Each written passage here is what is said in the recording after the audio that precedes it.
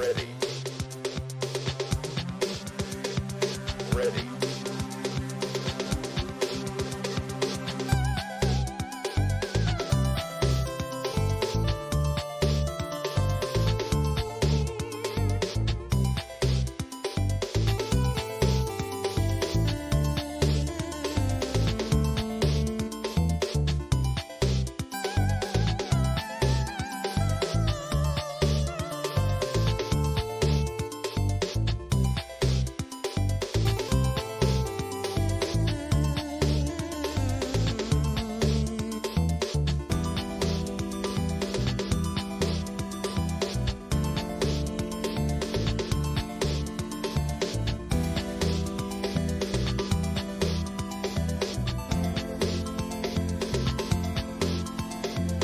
Ready.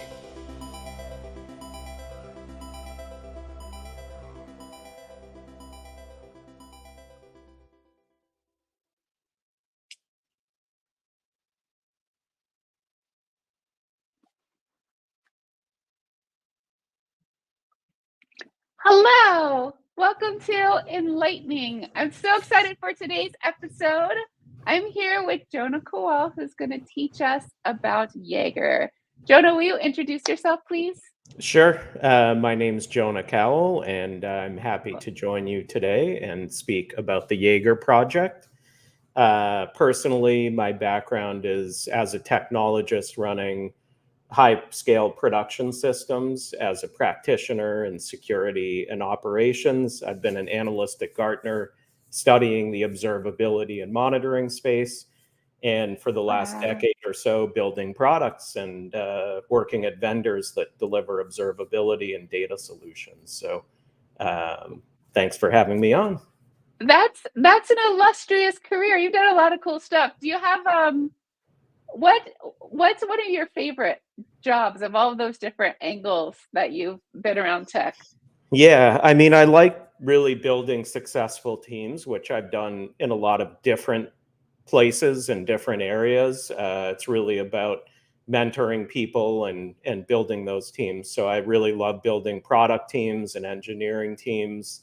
That tends to be where I spend my time, but I also have a big heart for open source, both as a user and a lot of contribution. So that's where I spend my free time. One more question about your job, and then we'll dig into the tech. But Yeah. What do you look for since you love building teams, when you're hiring a person with a team in mind? What kind of team qualities are you looking for? Yeah, I mean, so for me, it's really important to be aligned with the founders. I tend to work at startups or startups that Okay. get acquired. So that's important to me. And then capturing what the founder wants the company to be about in the people that I hire. So for me, it's aside from the skills that they're going to have to do the job, it's about the mentality and the approach. And I also want people that are going to take initiative, because as a leader, I'm not a dictator. My goal is to really help that person be successful and to learn from them the same way that they learn from me. So a lot of it's really about mentorship and enabling people to be their best at the role that they're in. That's awesome. Yeah. Cool. Well, thank you so much for coming on today to teach about Jaeger. Sure. Those in the chat, if you feel like saying hi, I love knowing you're there and where you're from, and whether you have experience with Jaeger or with distributed tracing generally. I'm going to be honest, I don't know of any other distributed tracing software. Like, maybe Jaeger's doing such a good job, I can't even name another tech that does it. Oh, lots of friends are here. Hello, hello. We have Nikos here from Greece. Hello. I like your little avatar, Nikos. And then Epic Tralala's here too. Hi. So good job, Jaeger, for being the name in the game with distributed tracing. Well, I mean, we can talk about where it comes from and get into all that, because it's actually been around for quite some time. Cool. Yeah. So what I love to start with is what was the world like before Jaeger existed? Like, why did it get created? Give me some context. Yeah, What problem is it solving? if we go back a couple of decades, when folks started building things in Java, when Java came out, we sort of started to create complex distributed systems where you used to have big pieces of software. We started making them smaller and smaller. These aren't microservices, but that's kind of what started the trend. And Okay. so because of Java, we started to have all of these different applications talking to each other. Going back, 20 plus years, things like Corba and Orb were like ways that applications interacted with each other. And some really smart people said, it's really hard to debug these things when you're dealing with complex systems because there's so many interdependencies, and it's not just the code, it's really how they interact with each other. So it really started with distributed applications. Fast forward to basically what Uber was doing and Netflix were doing back at the start of the companies, is they took that paradigm to a completely new level, what we now know and call microservices architectures, where these applications became even smaller, which meant that we had even more calls, transactions going between different components. So that made the problem a lot worse. So that used to do distributed tracing back when we had bigger Java applications were really expensive. So for a company like Uber or Netflix, it just didn't make cost sense for them to go and buy those commercial products. And they couldn't deal with the scale that they were operating at, because when you go and request a ride at Uber, or you look at your, what you want to see in Netflix, there's many, many, many transactions going on just for that one click of a button that you're doing. And these transaction tracing systems needed to follow all of those different paths for all of the transactions that these users were doing. So this is, I'm already learning so much. So this problem started before Kubernetes, before distributed systems, before microservices. Well, before distributed systems were really the start of the problem. And if you go back to kind of historically who invented distributed tracing, it was really mostly done around Java. You could argue that there were some old mainframe technologies that would do this stuff back in the 1980s, but it really became a bigger problem in a market. There's a company that, if you want to look at the history, you're familiar with New Relic, right? The APM, monitoring company. I've heard the words New Relic. I don't know what APM stands for. Yeah. They're a popular company, but the founder of New Relic actually founded a company before that called Wiley Technologies, which was kind of the first Java distributed tracing system. He sold that to Computer Associates, which is now actually part of Broadcom, your colleagues. Yes. And that was kind of the first distributed tracing system. He then went to found New Relic as a SaaS distributed tracing system. But at the same time, AppDynamics was founded. Dynatrace moved from being a debugging tool for developers to a production tool. So those three companies really are what ignited distributed tracing in terms of a market. And there's it's a multi-billion-dollar market when you just look at those three companies alone. It's 4 or 5 billion.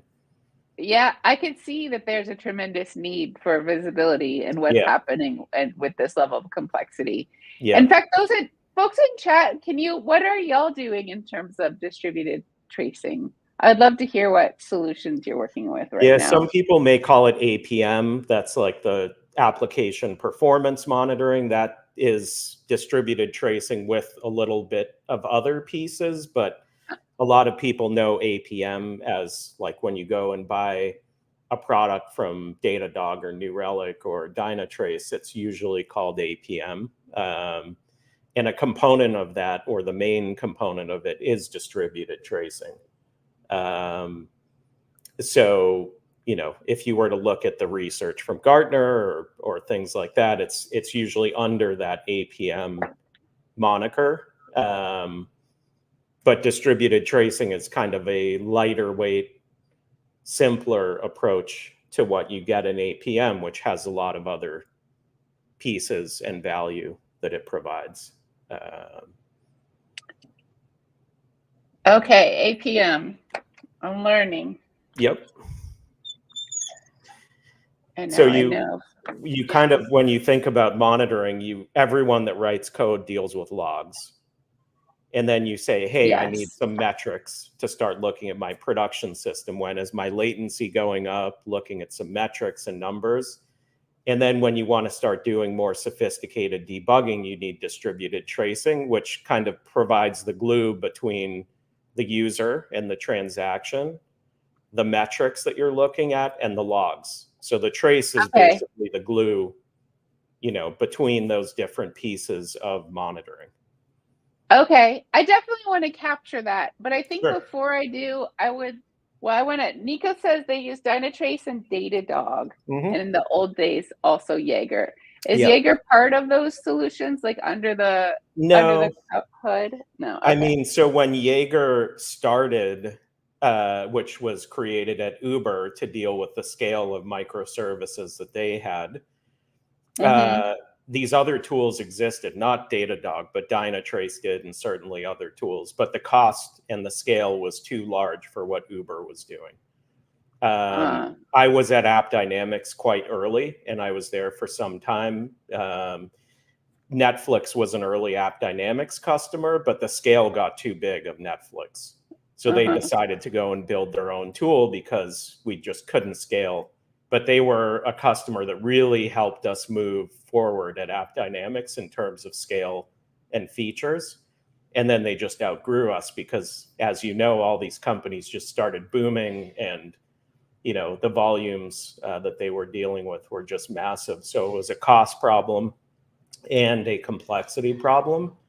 And and then Uber decided to create Jaeger internally for them to solve this problem. Eventually Uber, they did make it open source, but it was still part of Uber. And then they donated it to the CNCF as a project. And we still have a couple of people working on the project that are either former Uber, like Yuri, who's the creator of Jaeger. He is now at Meta, but he was at Uber and created Jaeger when he was there.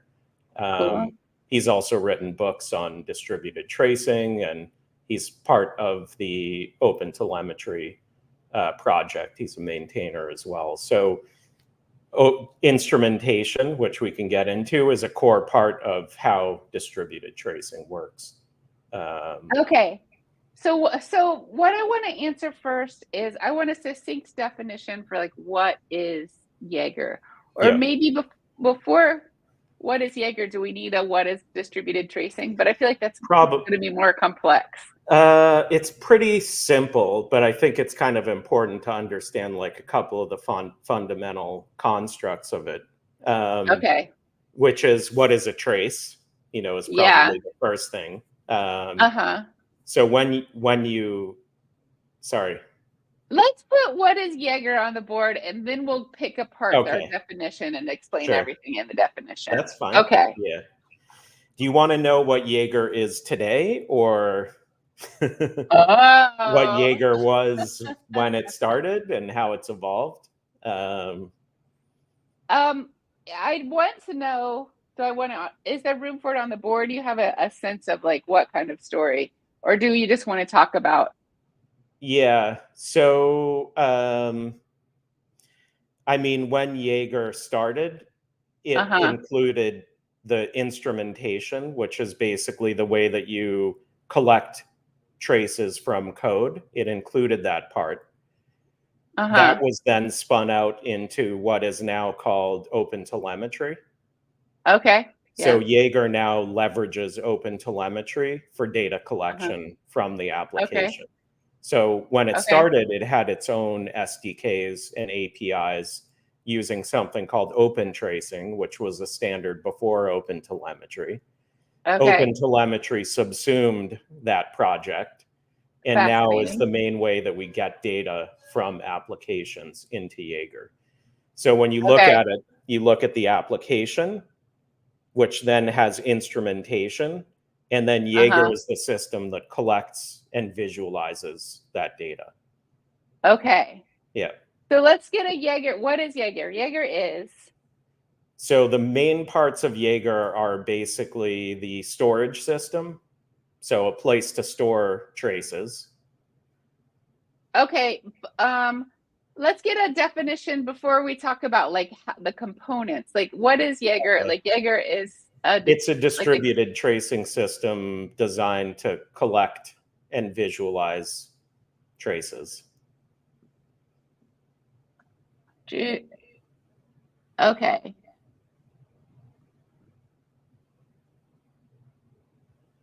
I love it. This is exactly.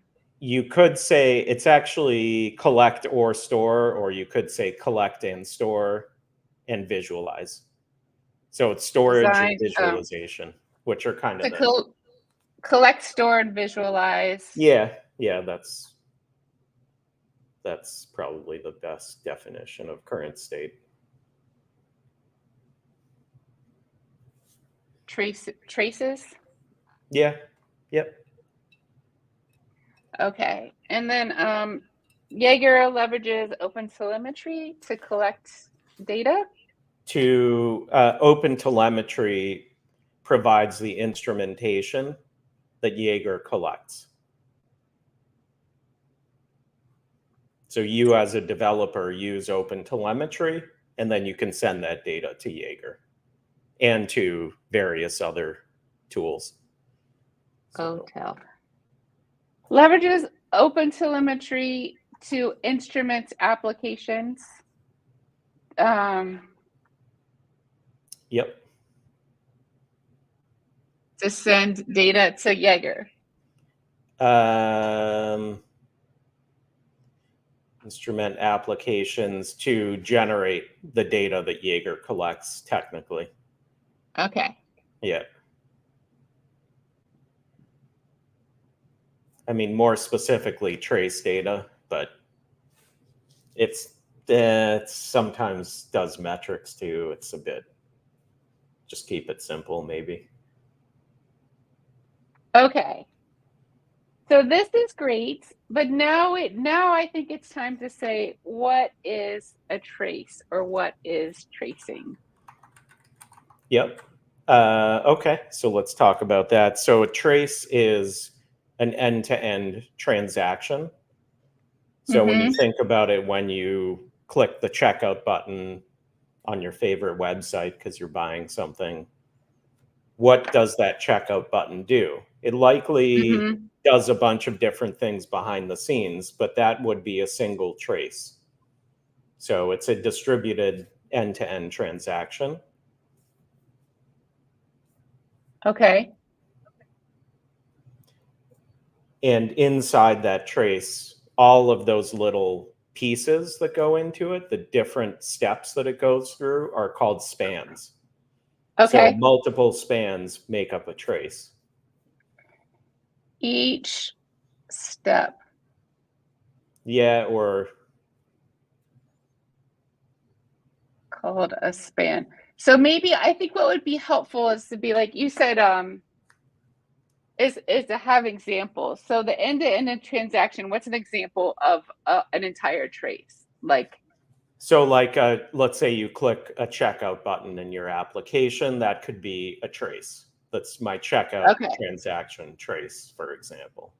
Or order ride, or login, or kind of anything that you think about the user doing, or it could be not done by a user. It could be between two systems. So if an end-to-end is a checkout transaction, then what would a span be within a checkout transaction? So like, let's say you're maybe calling a billing system to charge your credit card. That could be a span where I'm calling Stripe and telling them, hey, bill this user for this transaction. Maybe I'm making a call to UPS to say, generate a shipping label for the transaction. Maybe I'm making a call to another system that is my warehouse that tells them to go and fetch something out of the warehouse and prepare it to be sent. These are all kind of little things that could be spans inside that bigger transaction that occurs. But many of those things could in themselves be several spans. It may not be so simple depending on how the system is architected. Yeah, like the call to UPS might be one span and the generating the label might be a second span. Could be, but it could be a lot But- more complex than that, where maybe you have to call multiple systems, and it all depends on the architecture of the application. So distributed tracing is a great way to understand what an application actually does. I mean, that's the big thing that it provides, is a blueprint to the application. Because if let's say you acquire a company, you have no idea what their applications do, how they work. They may not even know how they work. And by using this technology, which is one of the main reasons I was really interested in it, you can really unpack what the application does, where the inefficiencies are. There's all kinds of great use cases for this data.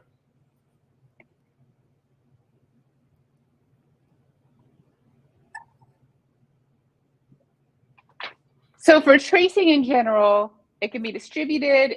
You have an end-to-end transaction. That's what a trace shows you. And then each step is called a span. Yeah. And then it helps you altogether. It helps you understand what an application actually does if you trace the calls going through, as opposed to like trying to infer from reading the code.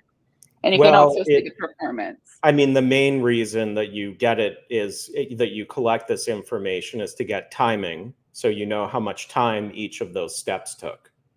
So the main problem that people use this for to debug is, the CEO calls and says, hey, when the customers are checking out, it's taking 20 seconds. What's going on, right? How do you solve that problem when we know the checkout transaction calls 15 different things managed by 15 different teams? And meanwhile, the customer is upset that things are slow. So how do we fix that problem? We pull up the distributed trace. We see that it's taking 20 seconds. And we know, UPS is slow. Let's call UPS and say, hey, your API is running very slowly today. We're seeing a lot of latency and it's affecting our customers. When are you going to have that resolved? Or it could be another team that's maybe managing a database that's running slowly. And now you have some empirical evidence to share with them that says, when we do this and we submit this type of transaction, we're seeing this error or this latency specifically. Because some of the really tricky stuff, it's like maybe only users in Germany are seeing slowness, right? And it could be something to do with how the application works in Germany that's different than how it works in the UK or something like that. So you can really get fine-grained information from this. I see. I want to acknowledge Napalm Codes is here. Hello, and hello, Vamshi. Napalm Codes says this is timely. They're fighting a battle of volume versus eliminating too much detail from APM that reduces ability to troubleshoot. So when we were just saying this is really fine-grained, I had like there must be a compute cost to the fact that this is so fine-grained. So it's less about the compute cost to generate it and more about the cost to store it and analyze it. So Napalm Codes, what he or she is talking about is that one of the techniques that we use in distributed tracing, whether it's commercial or open source, is something called sampling, which is where we decide what to keep and what not to keep, right? So think about the issues that we're talking about. If the application is running great and the performance is good and everything's running fine, why should I keep everything all the time? The value is pretty low. Whereas when the application's having problems, something's running slow or there's other challenges, I want to keep that data because I'm going to need to debug something or understand what's happening. So sampling is a very challenging part of any distributed tracing system. When you purchase an APM tool, they do a lot of that for you. When you use open source and do it yourself, you kind of have to make decisions as to how you sample, what you collect, what you don't collect. You still have control over it in commercial tools, but they provide better guidance of what you should sample. Whereas in open source, it's kind of up to the user to solve some of those problems.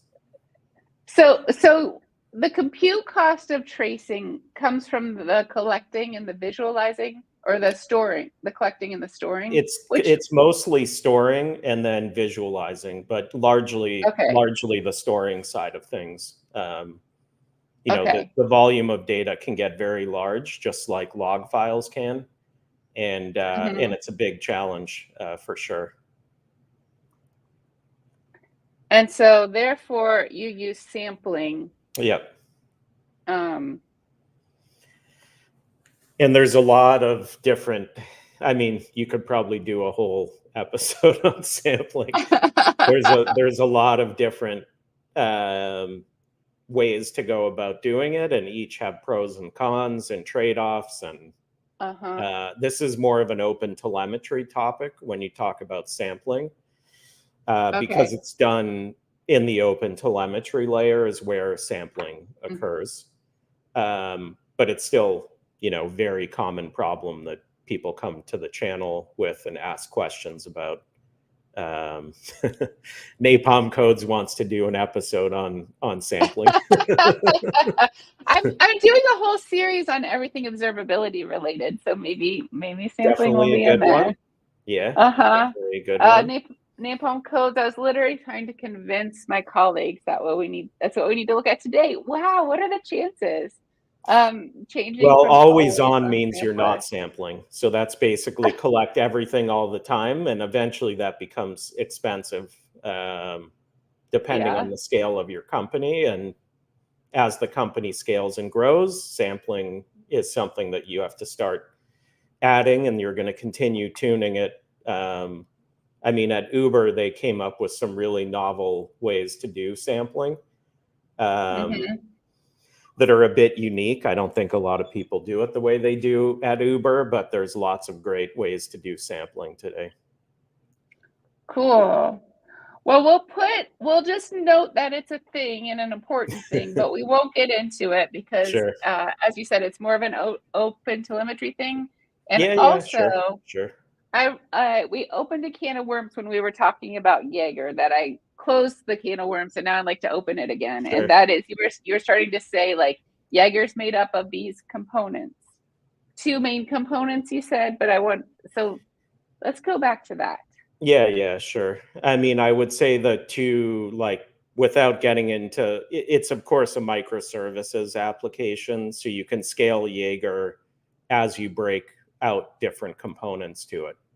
So depending on what you need to scale, you can basically add more services and scale it horizontally.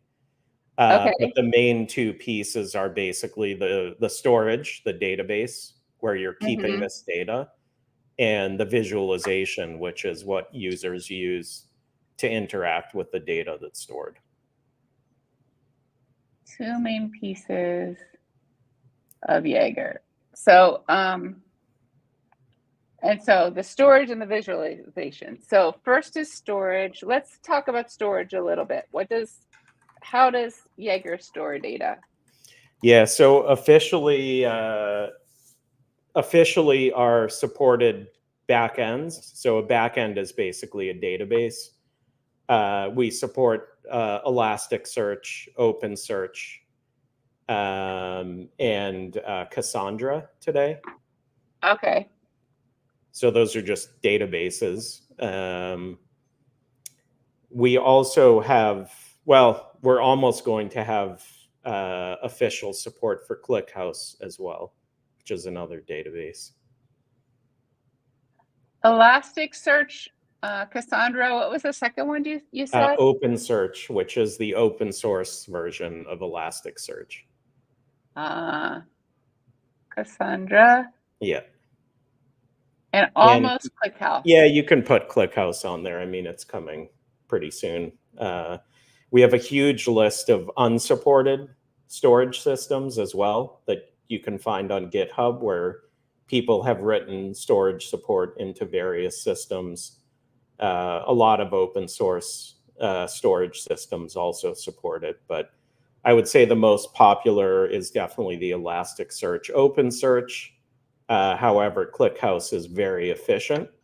So if you're looking at implementing Jaeger today and you don't have Elasticsearch and OpenSearch, then ClickHouse is a great option, just because it helps really keep the cost down due to the way it compresses data.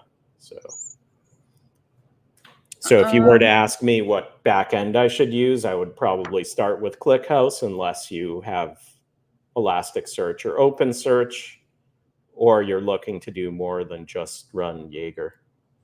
I work on OpenSearch as well. That's another project that's popular for logs and traces. I have a question. So Jaeger, okay. So there's an application. It's instrumented with OpenTelemetry, Yep. so that it sends data in a standardized format that Jaeger can use. And then Correct. Jaeger takes this data and sends it to a storage backend. Yep. Why is Jaeger needed? Why doesn't the OpenTelemetry send it to the storage backend? Because OpenTelemetry is about data collection. It does send it to Jaeger, but Jaeger is basically a backend for OpenTelemetry, the same way that Datadog or New Relic or Dynatrace would be.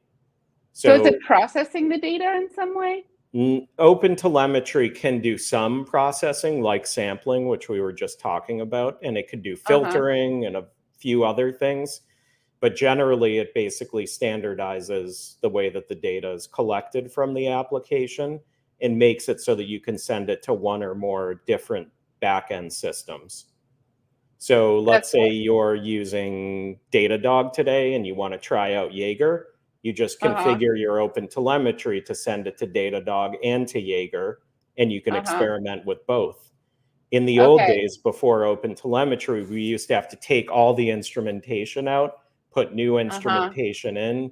It was very expensive and problematic. And all of the vendors used to have to build their own instrumentation.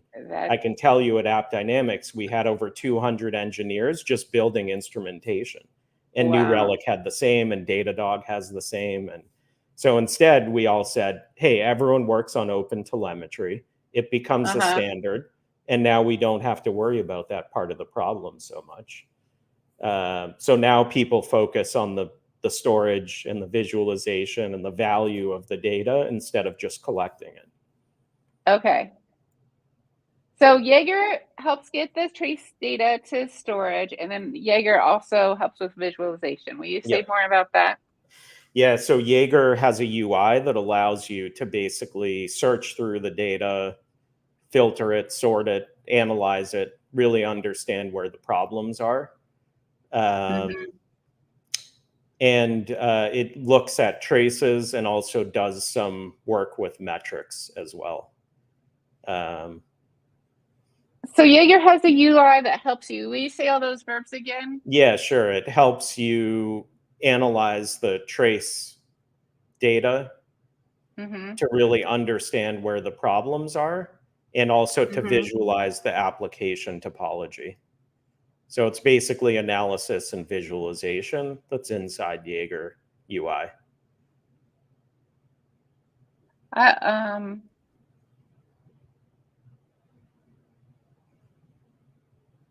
Also, a visualized application topology. Yeah.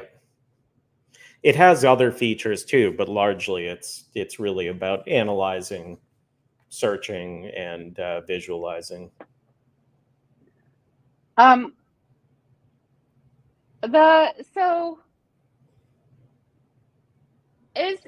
Is this, so what I'm understanding so far is like this seems to be used for troubleshooting. Like, is there anything, this seems to be like very human and very like, I have questions, I'm going to go to this dashboard for answers. When do you, is there a case, and when is that case where you just like are automatically getting data that you're not even asking for, that you're like building something that you just want to monitor? Yeah, so 2 or 3 years ago, we added a new component to Jaeger's visualization, which is called service performance monitoring. And what that does is that we basically take metrics from OpenTelemetry, and we use those to understand when an application is starting to go the wrong way. So what I mean by that is you typically look at a few different metrics when it comes to application performance. It's basically the request rate. How many requests per second am I getting? The error rate. How many errors per second, per minute am I getting?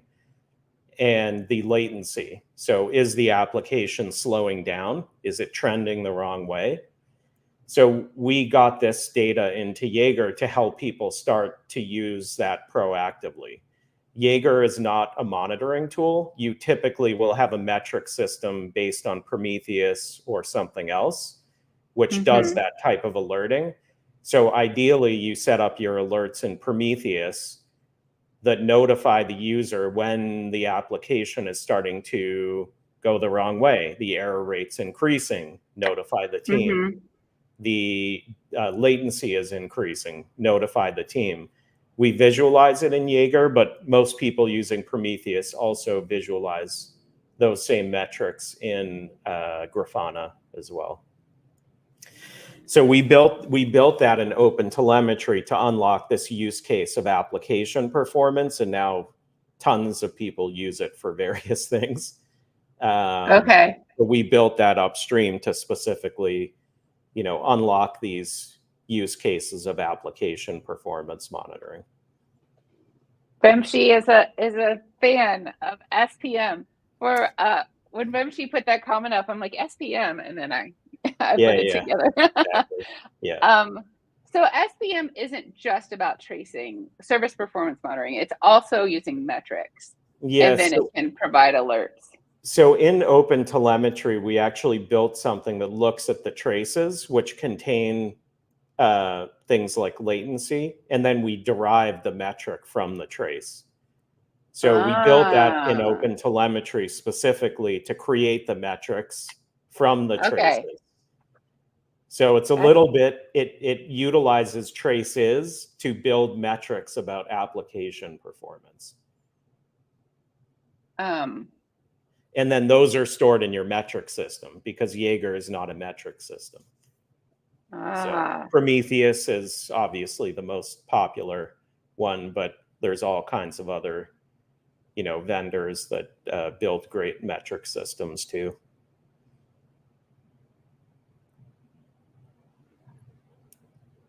So in Enlightning, we've covered a general episode about observability, which we did like a long time ago, over a year ago, and similarly a general episode about OpenTelemetry a long time ago. Okay. And then last week we covered logging, we covered Fluentd and logging operator. Okay. And so I'm still kind of like, so I understand like logs, metrics, traces are the three pillars of observability. For now. And There's more coming. For now. Oh, fascinating.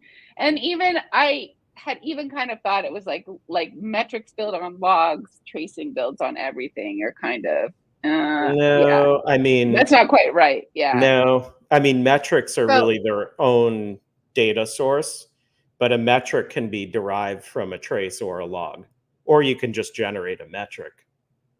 Like your thermostat generates metrics. I mean, that's what it does. It tells you what the temperature is.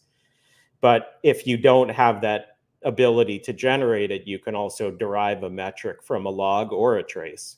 As long as there's a number in the log file, you can say, parse the log and pull out this metric and then use it as a metric in my metric system. Okay. So in theory, a trace and a log are the same. A trace is really a structured log. Like a series of logs? No, it has a defined structure. So one of the biggest problems we have with logs is that you can just generate them in any way you want. So the format is not consistent. So if you were to tell me, look at this log file and tell me what the error is that the application's giving you. Every kind of application generates different types of errors, and every programming language generates different errors. So it's totally non-standardized. And so what OpenTelemetry does is it creates standards around, especially around tracing, but Jaeger's always, in distributed tracing, is always required structured data so that we can make sense of it. And that's why the value of distributed tracing is much higher than any of the other data sources, because of the structure that those have. It doesn't mean you don't need logs and you don't need metrics. They're super important for various use cases, but tracing is always structured. So is Jaeger the one doing the structuring, or is structuring happening as part of the OpenTelemetry collection? OTel does the structuring. OTel does the structuring. Okay. Yeah, and makes it standardized. So if I'm a human and I want an open source observability solution, I want to build it myself. Yep. Do I pick a logging project like FluentBit? I pick metrics like Prometheus. I picked Jaeger for logs. I use OpenTelemetry to standardize the formatting for all of the things. Did I do it? What am I missing? What do I have too much of? Yeah, so like FluentBit and OpenTelemetry are overlapping and somewhat competitive with each other. They both do data collection. They don't do data storage. They don't do any of that stuff. Okay. Yeah, so we talked about that a little if you want tracing, you have to basically use OpenTelemetry, which can do logging and metrics as well. If you don't need tracing, FluentBit is great because it does logs and metrics, and it's simpler to operate and use. But the backend still needs to be defined. Even if you have logs, you need to put them somewhere. So is it an either or thing? Can I have FluentBit for logs and do OpenTelemetry for tracing and Jaeger for tracing? Okay. Yeah, you can. But then you're kind of overlapping things a little bit. Okay. Because OpenTelemetry also can do logs. So yeah. And if you're already can now do using tracing too. You should just use it. I think. Yeah. But you have to pick the back end. So the open source stack that's most common is Prometheus for metrics, which can come from OpenTelemetry, Jaeger for tracing, which can come from OpenTelemetry. For logging, there's a lot of popular tools. Probably the most popular is Elasticsearch and OpenSearch. Those can both take data from FluentBit or OpenTelemetry, and they deal with log data. Loki is very popular as another open source logging backend by Grafana Labs that people use, that's pretty low cost and pretty efficient. But you can mix and match and choose, what you want to use and move in between things. So the processing of the data happens at the OpenTelemetry collector level. Well, I mean, processing happens all over. I mean, it happens in multiple places, but yeah, I mean, the OpenTelemetry collector collects the data, processes it, and then sends it to another system, which then also processes it and stores it eventually. Okay. Yeah. So we have a question from Napalm. Sure. In Greenfield, should you not use logs at all instead of traces? It's a little bit what I'm asking too. So I've seen a lot of users that decide to stuff all of their logs inside traces, which you can do, but it can create performance problems because, as I mentioned before, logs can be very verbose and filled with junk that's not useful. So you have to be careful, but ideally, if your traces are really good, then the use of logs is not particularly helpful. The one thing that you have to keep in mind is that a lot of applications don't deal with interactive things that users are doing. So even though I'm clicking that checkout button, maybe at the end of the day, there's a reconciliation process that happens, a batch process. Logs are really useful for things that are not interactive. So any parts of your application that are maybe running on a time cycle, end of the month, end of the week, end of the day, think about the stock market, they reconcile all those trades. Tracing is sometimes not the best thing to use for batch processes. And oftentimes logs are going to be more efficient because you don't really necessarily have the need for distributed tracing in kind of batch processing. But it sort of depends on the use cases. I mean, I can give examples where logs make sense and where traces make sense. Ideally, you have some of both. And ideally, they don't overlap, so you're not wasting money on storing the same thing over and over again. So traces are good for when there's interaction. Yeah. Like when the user's interacting with something. Or an API interacting with another API. It could be something like that too. It's more like real time is what traces are good for. And logs are often more useful for kind of batch processing or non-interactive kind of processing. But you're running a database. Let's say you're running Jaeger and you're running ClickHouse. ClickHouse generates logs as well, which are useful. The operating system generates logs, which are useful. Your infrastructure generates logs, which are useful. There's lots of other logs that are generated, but in your application, likely tracing is going to be higher value than logging.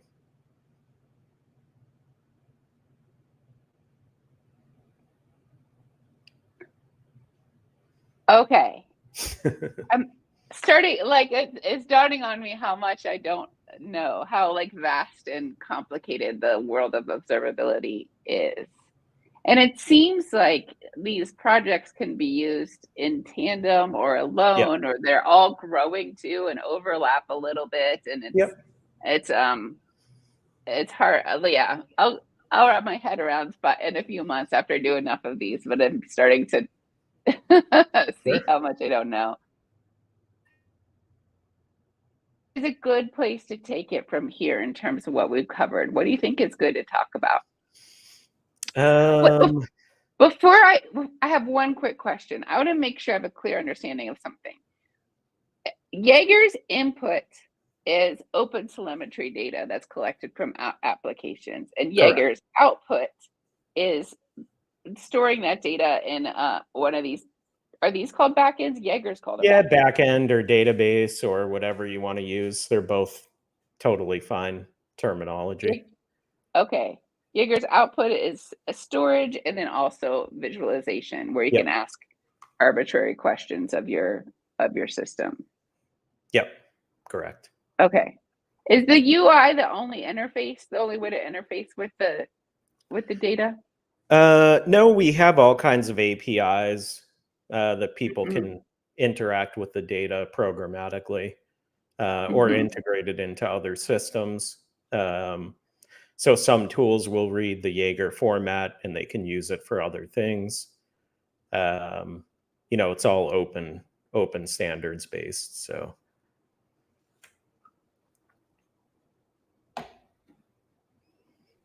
Okay, I think that's important to note.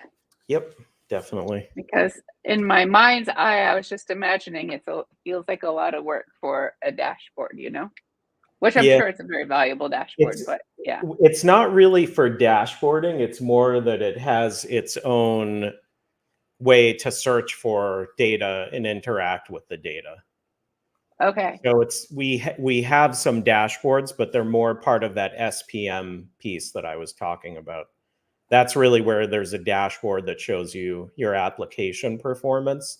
Jaeger itself is more of like search and analysis in general. So it's less about a dashboard and more about like finding the needle in the haystack, so to speak, which is I'm looking for this specific issue or this specific, part of my application, and I want to understand what's happening there.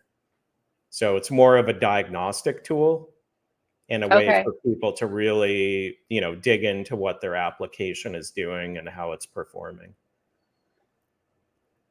I have a question for you. If you had a distributed application and you were designing an observability solution in a Yeah. greenfield way, what in an open source greenfield way, how would you design it?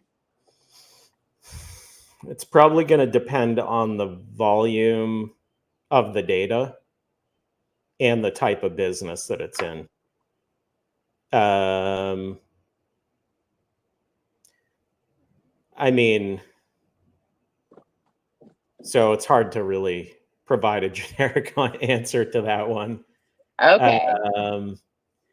I mean, I like the use of some of the Grafana technology that they have. I also like OpenSearch. And then I think ClickHouse has a lot of great efficiencies. So it'd probably be a combination of those technologies coupled with Prometheus, most likely. So it'd be something like that. I'm gonna go to little. So all the Grafana stuff plus Prometheus. Where does Jaeger? Well, I mean, that's part of the Grafana. I would pick and choose pieces of Grafana, and then Prometheus, along with ClickHouse and Jaeger. Probably something like that, but at case by case basis. And it depends on the scale too. I mean, if it's a relatively small company or a startup, then you can cut corners on some of the stuff, but at scale, it becomes a much bigger problem to solve.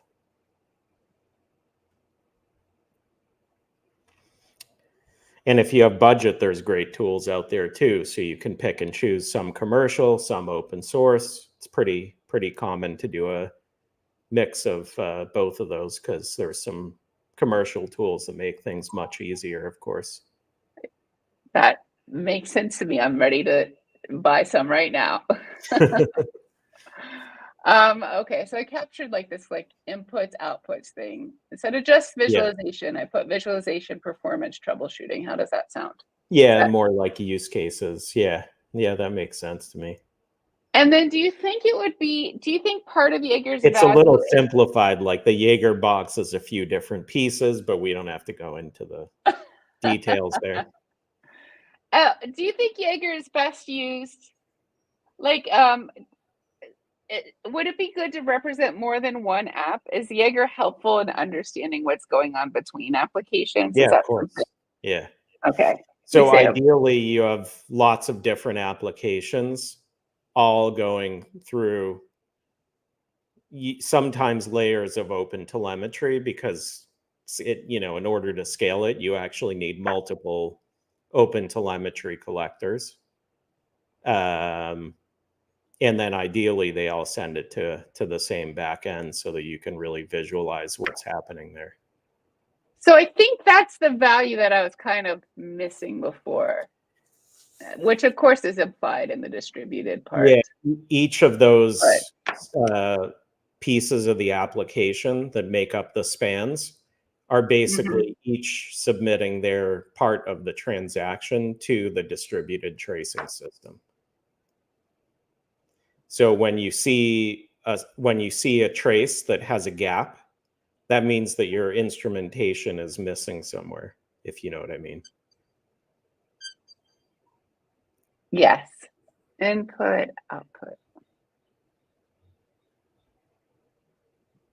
Okay. Yeah, it looks good. Yeah. I'm very happy with that. Cool. Thank you for helping me understand that. So now back to the question I asked before. Oh, Code with Sean's here. Hello, Code with Sean. Good to see you, friend. The question I asked before was, what do you think is important to cover next? I mean, if you want to talk about kind of like where the project is going, we can talk about that. There's a lot of other kind of supporting pieces to the project that we can talk about, like how to deploy it, how to scale it. There's lots of, kind of like more in-depth topics around Jaeger itself. And it's super easy to get started and run it on your laptop, but when you start running it on thousands of applications, it can be a lot more challenging to scale it. So we kind of help with all of those scenarios, from how do I play around with this? How do I spin it up easily and in a Docker, set of Docker containers on my laptop, all the way up to, highly complex systems where you're dealing with queuing and all kinds of other scale challenges that come along with it. I think what will help me is, if this sounds okay, is like use cases. Like, I'm a company, I'm having these problems. What's Jaeger solving for me exactly? Yeah. I mean, any company today deals with distributed systems and lots of dependencies. Yeah. But as soon as you start having multiple development teams, which is like more than 10 engineers, basically, then you start getting finger pointing of like, where is the problem happening? How do I debug the problem? So a lot of it is around actual troubleshooting of like finger pointing. But it can also be dealing with vendors and dealing with, just kind of where the problem is happening is probably the highest value in terms of use cases, but it can go a lot beyond that point. Can you tell me a story about like a place that didn't have Jaeger before and it's implemented Jaeger? Can you bring it to life for me? Give it some color. Yeah, sure. So when you have multiple teams in today's environments, you own the end-to-end component of that microservice. So you build it, you run it in production, you're responsible for it. Someone on your team is on call for it. Now, the challenge is when you have a big problem, like I mentioned before, my checkout isn't working. My customers are clicking the button, it just spins and sits there and nothing happens. So who do I page? Like, who do I wake up? Where's the problem? The old way we used to do it is to open a war room conference call and page everyone and say, okay, you 25 people get on the phone and talk this through and figure out where the problem is. Like you have to all get together and figure this out. And if you don't have data, everyone just looks at their own view of their application component. And oftentimes it takes a while for someone to say, oh, I found a problem in my application. Maybe this is it. Let me make a configuration change or a code change, deploy it to production. Did I fix the problem? Yes or no? No, you didn't fix it. Okay, let's go find something else. So it's like, without this data, it becomes really hard to understand where the problem is happening. So as we continue to break applications into smaller parts, this problem becomes exponentially more complicated to debug. So when you went to these companies that pioneered microservices like Uber and Netflix and Amazon, they saw this problem long before everyone else, and they built, and Meta, they all built extremely complex, sophisticated distributed tracing systems to solve this problem. So if you had only logs, what are you doing to try to solve the problem? If you had only logs and metrics without traces, what does that give you? Each team that owns a component of the application would look at their silo view of their logs and metrics and try to figure out where the problem is.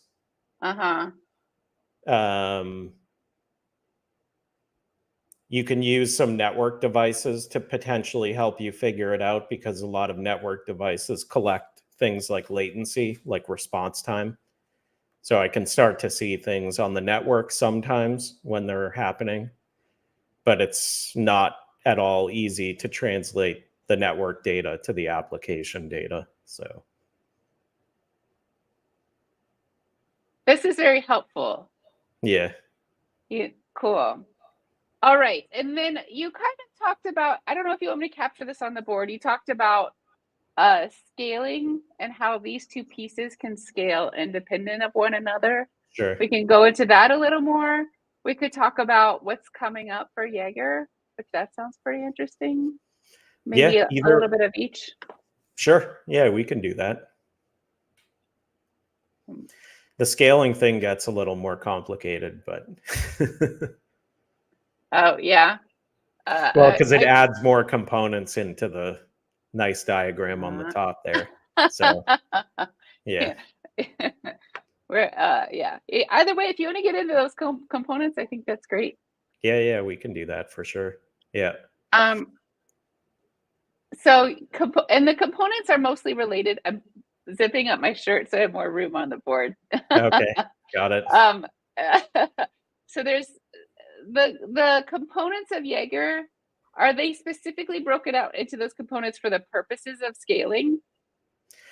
Well, there's a lot of components in that Jaeger box itself, depending on how you scale it. So you can start breaking those pieces out of the Jaeger box, depending on what your needs are in terms of scalability. And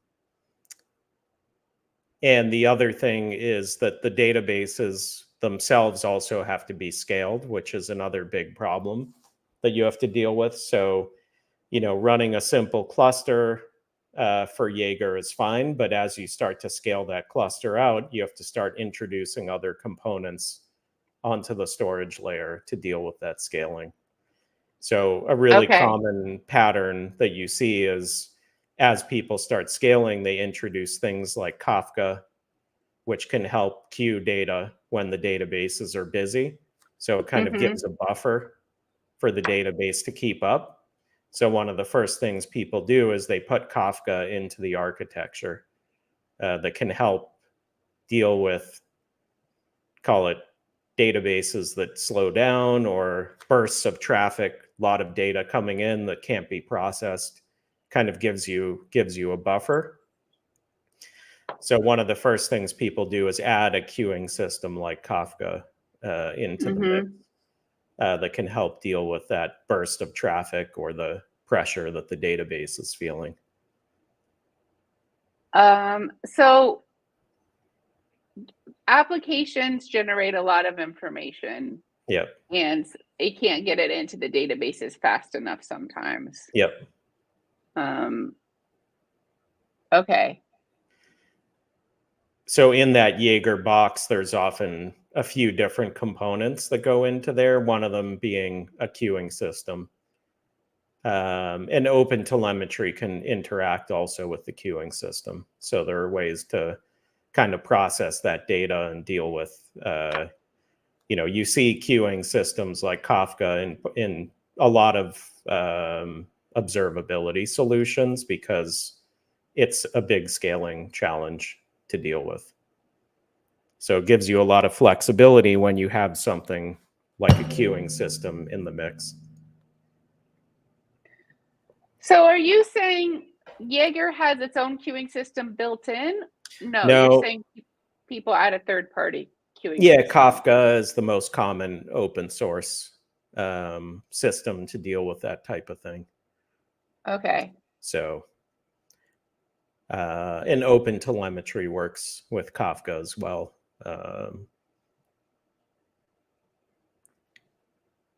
So it's pretty common to see that as people start scaling, or when people come onto the channel and say, I'm missing data, or my database is too slow. One of the first things that we do is say, hey, have you thought about putting Kafka into that architecture to make it more resilient to those bursts, that you run into that are pretty common. Cool. What other challenges are there when you're scaling Jaeger? So one of the other ones is that on the OpenTelemetry side, so you see how you have all those three different collectors on the top, the three little OTel. So how you architect your collectors and how those flow, oftentimes you have to create tiers of collectors. So sometimes those three collectors might send to another collector. which could send to another. Oh. You end up kind of like tiering it based on what you're trying to do. And each of Uh-huh. those layers actually does different aspects of the processing. Mm-hmm. So that can become a lot more complex just in the way that you architect the data collection from OTel, which will have a lot to do with how the data is reported to Jaeger, what it looks like in the database, how it gets visualized. I mean, all of that stuff has a, has an impact on the overall system. And so how does Jaeger help with that in particular, or is it just something to consider? It's something to consider when you're scaling Jaeger. As Jaeger grows, your open telemetry grows as well. And there are things that you can do in open telemetry to make it more efficient. Kind of going back to that sampling discussion, what you're doing for sampling, how you're doing the calculations and filtering. A lot of that is going to impact how much data ends up in that database, what it looks like. That's going to impact your cost, and that's going to impact the performance of Jaeger itself. So sometimes people come in our channel and say, when I run a search on Jaeger, it takes 2 minutes to come up. It's like, well, obviously something is not running very efficiently. And then we can start asking them questions like, how long are you keeping the data for? What does the architecture of your database look like? How is your open telemetry architecture look? These things are all going to impact, the value that you get out of the data that you're storing there. So this is a common bottleneck. Well, yeah, I mean, it's a big data problem like any kind of observability. And if your team isn't good at scaling big data and dealing with big data problems, then, you ask the community for help. We try to help, but it's like, there are people that spend lots of time dealing with this stuff. And going back to the other mention, if you go to a vendor, they'll help you deal with these kinds of problems. If you're running open source, all of us people in the Jaeger channel do our best to answer your questions, but we all have jobs and hobbies and families and stuff like that too. So it's, we're going to do our best, but, we're doing this as volunteers. Yeah. Thank you. Do you have anything else you want to say about scaling Jaeger? I mean, mostly the Kafka piece is kind of the big part of it. And then, a lot of it's OTel. So as was mentioned earlier, I mean, the sampling discussion is a big one. And then Jaeger scales horizontally. They were saying, and yep. So and only the I mean, most of it is really about scaling the ingestion, which is the data coming from open telemetry, and then scaling the storage, which is basically the back end. That covers almost all of it. The visualization is pretty simple. All it does is makes queries to the storage. There's nothing too sophisticated there. It's mostly about scaling, the stuff to the left of your Jaeger box and then the storage on the right-hand side. So a lot of the sampling strategy in open telemetry impacts the cost and the performance. The better you sample, the less data you store, the cheaper it is, the faster it runs. So cool. Yeah. Well, we're about out of space on the board. We have like a little, I could sneak in a couple things, but is there anything that you feel like is important to capture about Jaeger, or something about the story that we didn't touch today? I think the story is pretty good. We didn't talk about any of the future stuff. Yeah. That we're really doing. I mean, that's probably kind of the other thing. I can add a couple things about the future. I can find space with some. Sure. Regardless, we should talk about it. Yeah, definitely. What's cool happening? So later this year, we've been hard at work probably for the last year on building what we call Jaeger V2. Everything up until this point, since Jaeger was started, all fits under version 1, which basically means that it's generally backwards compatible. But we're making some changes to the project, which has been ongoing. I can't remember when Jaeger was created. I was just looking it up. But, this is going back, many years since Jaeger was built and obviously became part of the CNCF. So what we're doing is, if you look at your little architecture diagram on the top, more and more of OpenTelemetry is becoming a key part of how Jaeger functions. And now we're actually making it much tighter integrated. Because when people get started with OpenTelemetry, they almost always use Jaeger to visualize the data. It's basically the de facto user interface for looking at trace data. And so we're making it even easier than it is today. So we're replacing components of Jaeger with OpenTelemetry. So up on top, OpenTelemetry can interact directly with storage systems. It already does that for many things.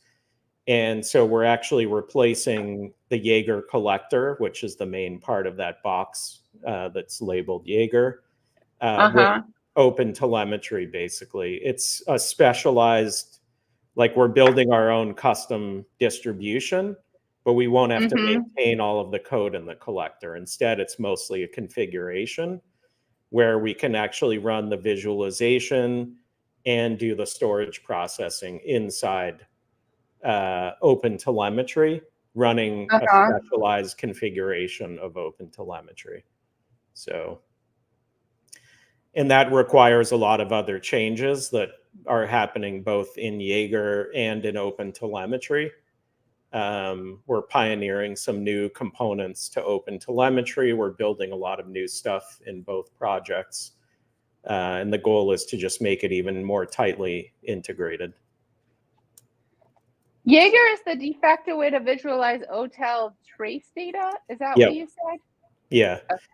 So if you're a developer getting started and you want to look at what your traces look like, most people will fire up Jaeger on their laptop, collect the traces, and visualize them. I mean, it's kind of the standard these days. We have super simple Docker container that fires up Jaeger, and even an application that generates traces, and you can try it out yourself really, really easily and get started on your laptop and run all of this stuff together. So cool. Yeah. So Jaeger V2 coming soon, tighter integration with OTel. Do you want me to say something more specific about that? I mean, we should have a beta out towards the end of the summer. We're doing, aside from the team of maintainers doing work, we're definitely taking on contributors. We're running also mentorship programs. So we're participating in Google Summer of Code, which is starting now. We participate in both semesters of the Linux Foundation mentorship program. And we're always looking for contributors. We get a good amount of contributions today, but we definitely want people to contribute regularly. We want people to become maintainers of the project. We definitely need more help from the community because, as I mentioned, it's all volunteer, and we all have day jobs, and we want to make sure the project is viable. If someone wants to contribute, where should they go? What should they do? So you can look in GitHub. There are some issues that are tagged good first issue. Those are always easy ones to tackle. Jump onto the Jaeger Slack channel where we have lots of interactions. Just ask, I'm a first-time contributor. What should I work on? Or is there something I can help with? If you see an issue with the documentation, you can submit a PR. If you see a bug, you can submit a PR. We get a lot of those. We have a presence at KubeCon. So we usually have a kiosk at KubeCon. You can come and talk to us there. We do a talk at KubeCon. We try to, keep it going and interactive. There's only about 15 or 20 graduated projects in the CNCF. Jaeger is one of them. So we're very mature. We have a good user base, proven technology, and it's very stable. So it's a good community to be part of. And it's a huge, complex problem with lots of different vendors and people involved in trying to solve it. So it's an interesting space that there's lots of innovation left in. Cool. Yeah. So the way I'd like to close this out is that I would like to repeat everything I learned today to you to verify it's correct on the board, and that that we told the story like we like to. So before Jaeger existed, software was getting broken into smaller and smaller pieces, and this is before microservices even. This is with Java, because Java is multi-threaded, right? So yes. Yep. Yeah. So we're having distributed applications before we had like entire distributed systems. So, but then we did have the entire distributed systems, and we added microservices, and that problem got even more complex, and it's it's mind-blowingly complex. So then that's the world where the one thing to add there is that not only did we make it more complex, but we made those changes so that we could empower these small teams to own the application. When the application got really big, you can't have one engineering team with 100 people working on it. That's what we used to do. Today, we now want 8 people in engineering teams owning pieces of things so that they're empowered to own it from end to end. That's really what the DevOps movement is about. So we needed to change the application construct to actually match the organizational construct that we wanted. And that's the reason why we built microservices, is because we wanted to move faster and empower those teams. So we didn't just do it because we want to make things more complex.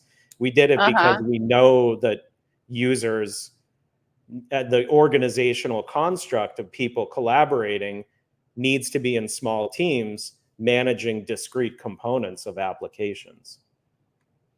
And part of the small team owning their piece of it is them being able to understand what just their piece of it is doing. Yes. And so that's why the observability piece and the tracing piece is important. So you taught me an acronym that got thrown around quite a bit, which is APM, which is application performance monitoring, related to what we just said. And so one huge component of APM is distributed tracing. So Jaeger then is a distributed tracing system designed to collect, visualize, and store traces. And specifically, it leverages OpenTelemetry, which we'll call OTel, to instrument apps. Everybody calls it OTel, not just us here. Sure. To instrument apps to generate data that Jaeger collects. So we have up here in this diagram, we have many applications. Each are instrumented with OTel. OTel sending that data to Jaeger. And like you mentioned before, this is simplistic. OTel might send to other OTel collectors, and it might be more of a tree. But it's sending data to Jaeger. And then Jaeger has 2 main outputs. One is it's putting that data into storage, and it officially supports Elasticsearch, OpenSearch, Cassandra, and ClickHouse is coming soon. And there are also many unofficially supported that the community has made.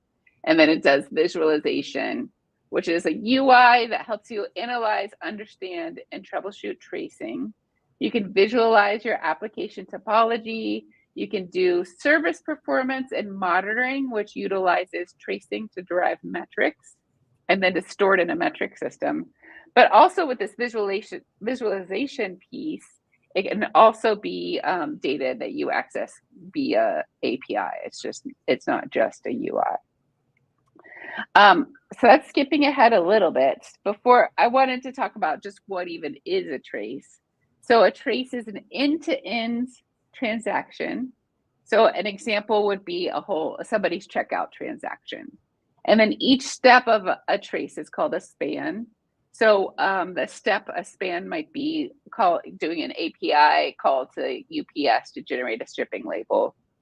And these traces help you understand what an application actually does. As so much is getting complicated and you're reaching out to different pieces of the application that are managed separately, but also to entirely external API calls, having a holistic picture of what's happening, getting increasingly difficult. So that's what tracing is for.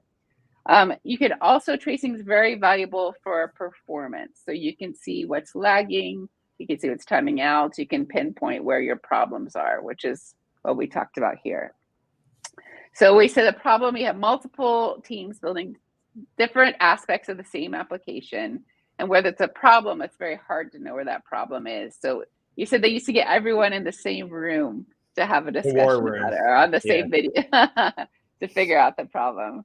So then it seems like with all of this data, if you're able to collect so much information about every little granular thing, there must be a compute cost with that. And you said that compute cost comes mostly from the storing aspect. So sampling is used to reduce the amount of data collection, the data that needs to be adjusted and stored.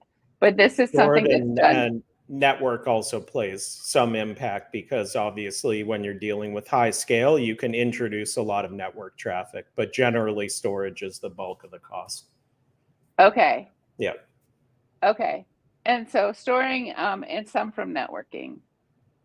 Yeah. And then I'd write it, but there's no room. It's okay. And so, but this is solved. The sampling part is solved more with OpenTelemetry than with Jaeger. Yep. But Jaeger is the de facto way to visualize OpenTelemetry trace data. We talked about kind of like observability more like zoomed out a little bit. Like if you have traces, why do you need logs? And logs are good for non-interactive transactions or for batch processing and traces are good for knowing interactions between apps, between APIs, between a user and an app, just like interactions. We covered this. So then the last thing we talked about then was scaling Jaeger. So this can be a difficult problem because apps generate lots and lots and lots of information, and the databases can't receive it fast enough sometimes. So how do we solve this? So folks will add a queuing system. You said usually Kafka to solve this problem of back pressure. Is that, yeah.